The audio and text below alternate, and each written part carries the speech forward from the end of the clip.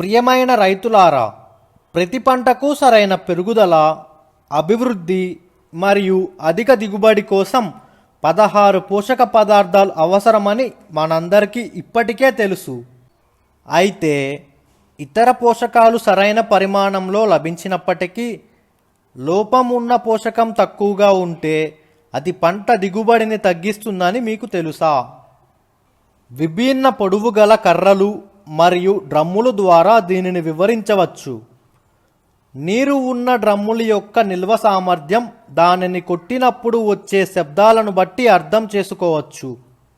అదే విధముగా మొక్కకి ఇతర అవసరమైన పోషకాలను అవసరమైన పరిమాణంలో సరఫరా చేసినప్పటికీ లోపమున్న పోషకం పంట దిగుబడిని నిర్ణయిస్తుంది. ఏదైనా పంట యొక్క అవసరమైన ఆర్థిక దిగుబడిని నిర్ధారించడానికి మనం నిరంతర ప్రతిపాదకను, నేల సంతానోత్పత్తి మరియు నేల ఉత్పాదకతను కొనసాగించాలి. ఎప్పటికప్పుడు నేల సంబంధిత సమస్యలను పర్యవేక్షించడం మరియు అధిగమించడం కూడా అవసరం. ఇది పంటకు పెరిగిన ఎరువుల మోతాదును ఉపయోగించకుండా మంచి ఆర్థిక దిగుబడిని ఇస్తుంది. అయినప్పటికీ నేల ఆరోగ్యం క్షీణిస్తున్నప్పుడు పంట దిగుబడి యొక్క పరిమాణం మరియు నాణ్యత కూడా గణనీయంగా తగ్గుతాయి. అందువల్ల నేల యొక్క ఆరోగ్యంపై ఎల్లప్పుడూ దృష్టి పెట్టాలి.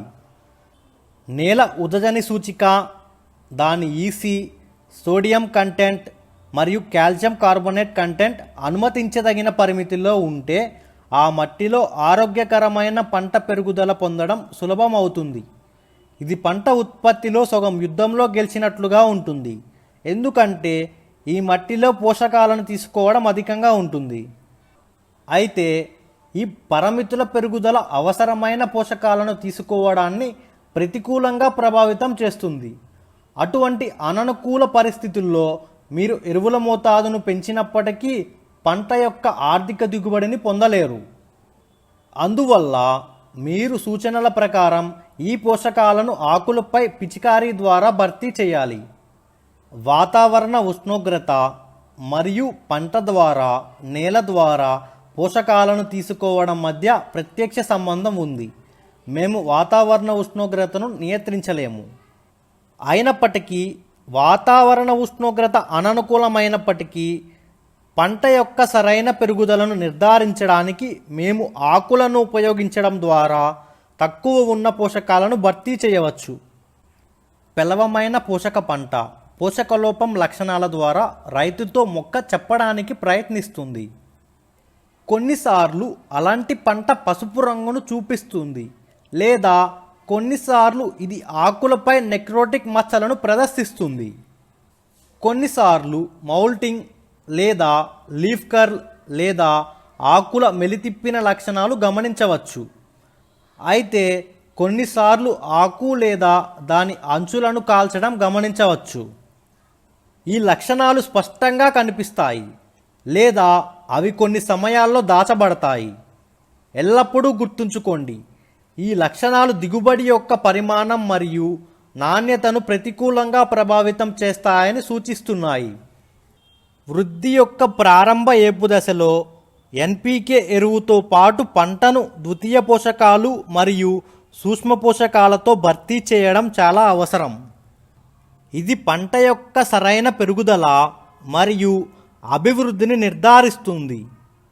పంట పెరుగుదల మరియు అభివృద్ధి యొక్క ముఖ్యమైన దశలలో మట్టి దరఖాస్తును క్రమం తప్పకుండా పోషకాల ఆకుల స్ప్రేలతో కలిపి ఉండాలి. మంచి నాణ్యతతో అధిక దిగుబడి పొందడానికి ప్రీ మెచ్యూరిటీ స్టేజ్ చాలా ముఖ్యమైనది. ప్రీ మెచ్యూరిటీ దశలో ఫెర్టిగేషన్ స్టేజ్ మంచి పరిమాణాత్మక మరియు గుణాత్మక దిగుబడిని నిర్ధారిస్తుంది. సమతుల్య మొక్కల పోషణ ఒక పంట యొక్క ఆరోగ్యకరమైన పెరుగుదల మరియు అభివృద్ధిని నిర్ధారిస్తుంది. సహజంగానే ప్రతి రైతు తన పండించిన పంట నుండి అధిక దిగుబడి పొందాలని ఆశిస్తాడు. సుస్థిర వ్యవసాయాన్ని ఎక్కువ కాలం సాధన చేయడానికి రైతు ఉత్పత్తి ఖర్చును పరిశీలించాల్సిన అవసరం ఉంది మరియు అదే సమయంలో తన పండించిన పంట యొక్క అధిక ఆర్థిక దిగుబడిని లక్ష్యంగా చేసుకోవాలి. తెలుగు భాషలో సమతుల్య మొక్కల పోషణ గురించి మరింత సమాచారం పొందడానికి దయచేసి గూగుల్ ప్లే స్టోర్ నుండి మా ఐఎంటీ బీపీఎన్ యాప్ను డౌన్లోడ్ చేసుకోండి మరియు దానిని క్రమం తప్పకుండా వాడండి. మీరు నేరుగా ఫోన్, హెల్ప్లైన్, ఈమెయిల్ మరియు వాట్సాప్లో కూడా మాకు కాల్ చేయవచ్చు.